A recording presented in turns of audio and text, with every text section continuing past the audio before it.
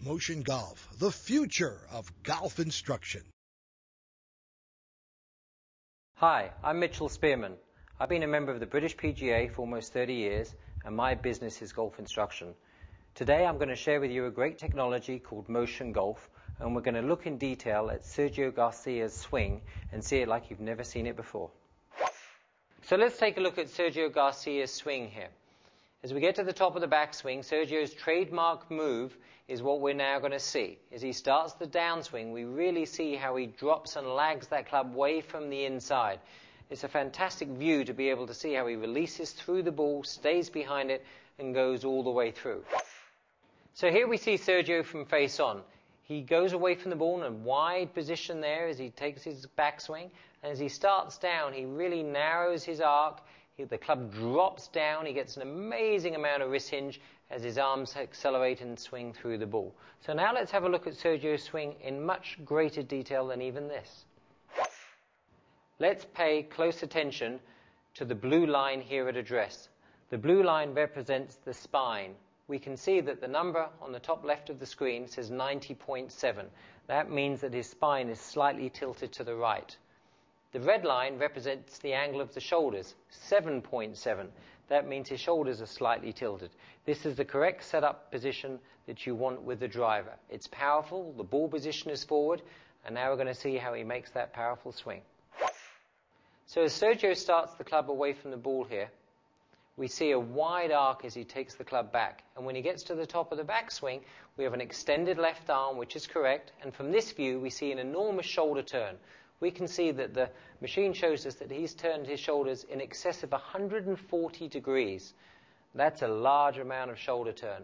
His hips have turned 52 degrees. There's almost 100 degrees separation between his upper body and his lower body. This is a wonderful view to see his swing.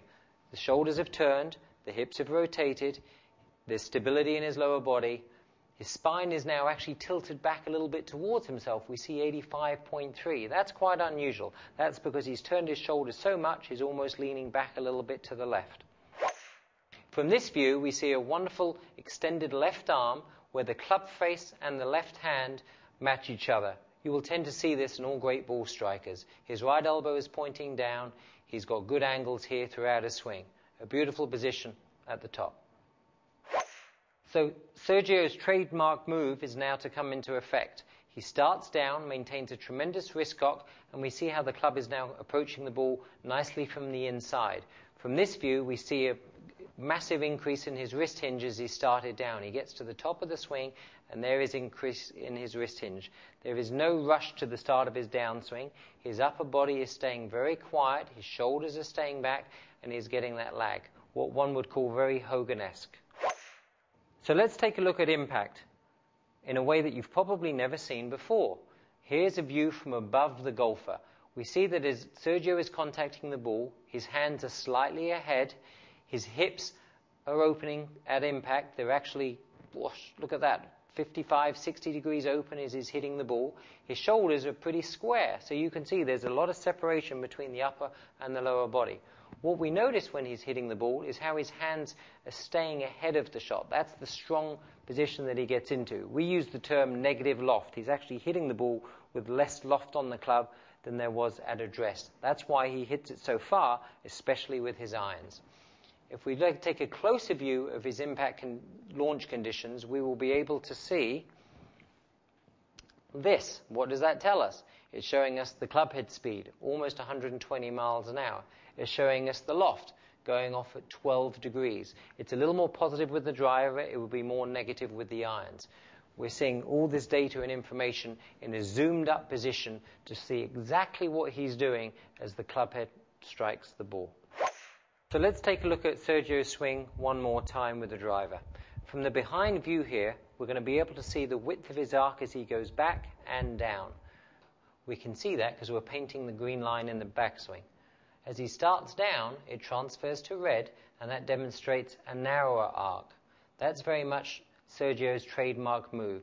The wide backswing, the narrow downswing, and a beautiful extension through the ball. So here I am in a Motion Golf studio. I have on me over 30 reflectors. What I'm going to do now is make a swing, and I'm going to try and replicate Sergio's trademark move. As we know, he takes the club back in a very wide position, and he comes down in a very narrow position. So what I'm going to do here is try to really replicate that same feeling. Go back, stretch my arms nice and wide as I get to the top of the swing, big shoulder turn, start down, get my wrists very narrow, swing through, and go to the through swing. Once I get the feeling, I can start to speed my swing up. So let's try and do that again. I'm going to take the club back, nice and wide, big shoulder turn, narrow it as I come down. So it goes wide and narrow. That's the way he creates all of that lag in his swing. The arms are extended, and then they're very dramatically pulled into the side of his body like so. Wide, big shoulder turn, get that left shoulder across, stretch those arms out, pull it in close. So let's try and speed one up a little bit here and create that feeling. Wide, narrow, out and into my body. Stretch it away, pull it in. If you do that, I think you're going to find a few more yards coming onto your shots.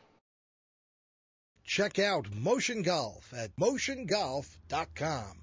Motion Golf, the future of golf instruction.